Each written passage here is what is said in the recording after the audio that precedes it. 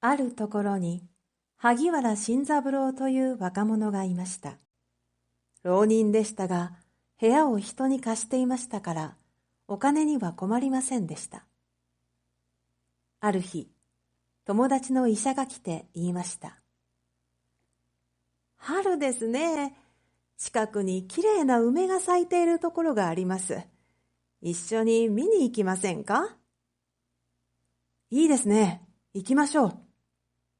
ついでに、その近くに住んでいる患者さんのところへ行くんですが、ある旗本の別荘でね、とてもきれいな娘さんなんです。そちらも一緒に行きませんか？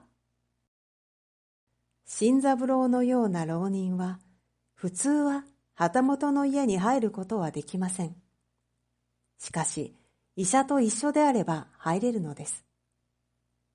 新三郎は興味が湧きました。それで二人は一緒にその別荘へ行きました。お待ちしておりました、先生。そちらの方は？娘の世話をしているおよねという女が新三郎を見て言いました。友達の新三郎さんですよ。一緒に梅を見に来たので、こちらにも一緒に来てもらいました。お邪魔ですか？とんでもない。若いお客様は久しぶりですから、お嬢様の話し相手になってください。奥の部屋にきれいな娘がいました。名前はおつゆです。新三郎を見ると青白い顔が赤くなりました。それを見た新三郎もなぜか顔が熱くなりました。診察が終わるとおよねが医者に言いました。先生、あちらでお茶でもいかがですか？ありがとうございます。では新三郎さんも。嫌ですよ、先生。若い人は若い人と、年寄りは年寄りと話した方が楽しいじゃありませんか。さあ、あちらへ。新三郎は、はじめは戸惑いましたが、何を話してもおつゆが楽しそうに聞くので、嬉しくなっていろいろな話をしました。帰るとき、おつゆは新三郎に言いました。新三郎様、また来てくださいね。来てくれなかったら、私、すぐに死んでしまうかもしれません。新三郎はすぐにまたおつゆに会いたかったですが、一人ではいけませんから、ずっと医者を待っていました。数ヶ月後、ようやく来た医者は、新三郎に言いました。残念ですが、おつゆさんは亡くなりました。およねさんも看病疲れで同じ日に。え？新三郎は悲しくなりました。無理にでも会いに行けばよかったと、ひどく後悔しました。その晩、カラン、コロンと下駄の音が聞こえました。新三郎が外を見ると、ボタンの絵が描かれた灯籠がゆっくりと近づいてきます。よく見ると、おつゆとおよねでした。あれ？おつゆさんとおよねさんじゃないですか。お二人は亡くなったと聞いたんですが。よかった。大丈夫だったんですね。え？私たちも新三郎様が亡くなったと。おつゆもおよねも驚いた様子でした。新三郎は笑いました。ほら、この通り、私は元気ですよ。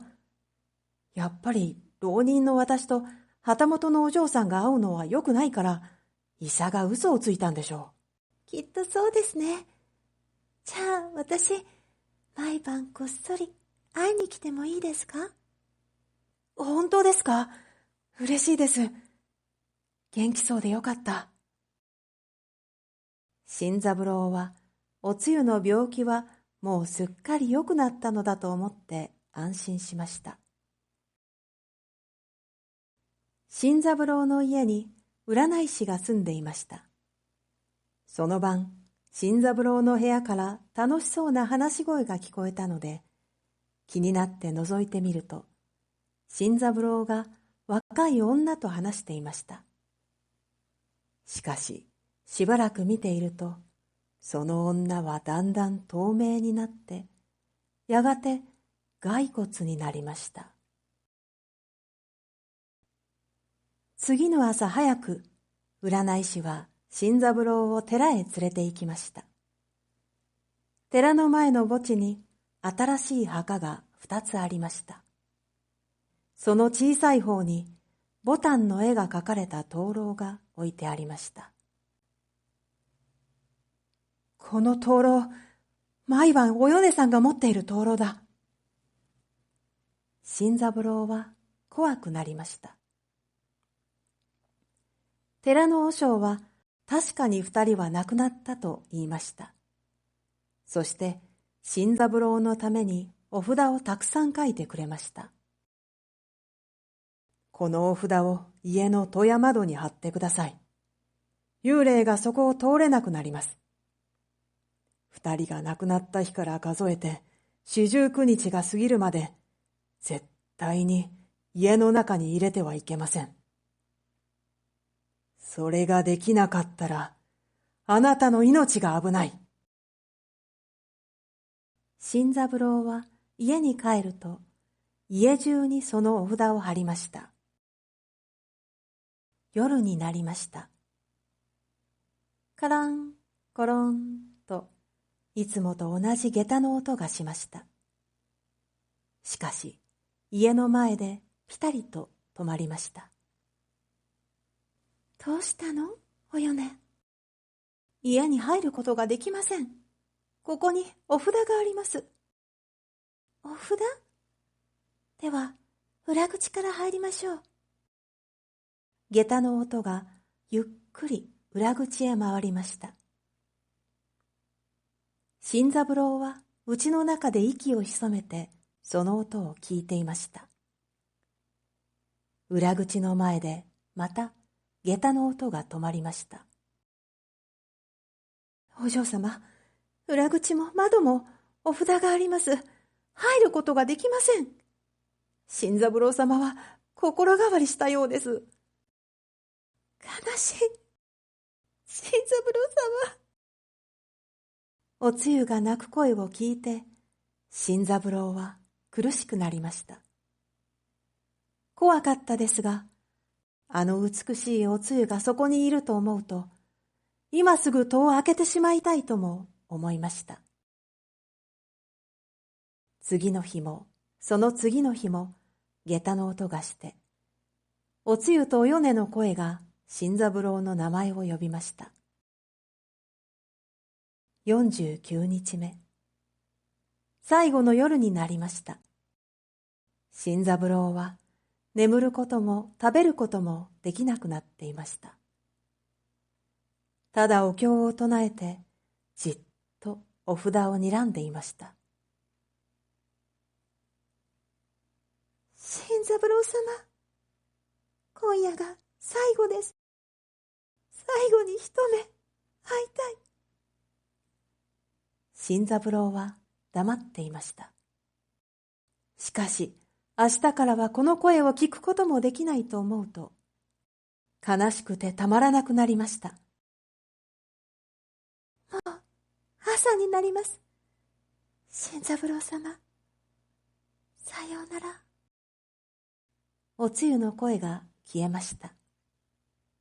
外が明るくなりました。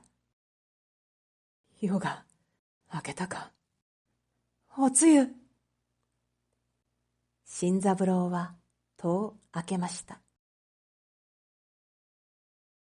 外はまだ朝ではありませんでした。